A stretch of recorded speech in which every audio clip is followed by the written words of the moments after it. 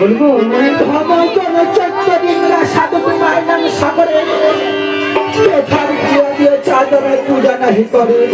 বলবো ওগো দিদি বলবো ছয় পুত্র মারিয়া সাধু বলে করিয়া ভানি তবু তো হংকরি জাদু বলে দাদি ফুলে পানি কি বলছি কথা ওগো দিদি বলবো মস্তক মুড়ে সাধু দিলাম না এত যন্ত্রণা তবু তোমার পুজো সাত করি পারবো না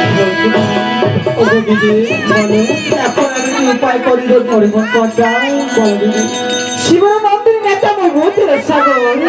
যত শত ভূতের জীবন বস্ত্র কে ভিতর দিদি যতই চুক্তি দাবি করতে তুই চুক্তি দিব তবু তবু তো সেই অঙ্কার যাবে সে পুরো জবাব করাবো ওগো দিদি বলবো এখন আমায় উপায় দাও আমি এখন কি কাজ করি তবে আমি কি বলছি তবে দায়িত্ব নাও বলো দিদি ওরে আমি বলি পর্দা বাক্য ধর সত্তর চলে যাবে কইলা সত্যি কর তার সাক্ষাৎ দেওয়ার সমাচার অবশ্যই অবশ্যই বুঝবে তোমায় রাজা চন্দ্রধর বলিও গো নেতা দিদি তাই বলবো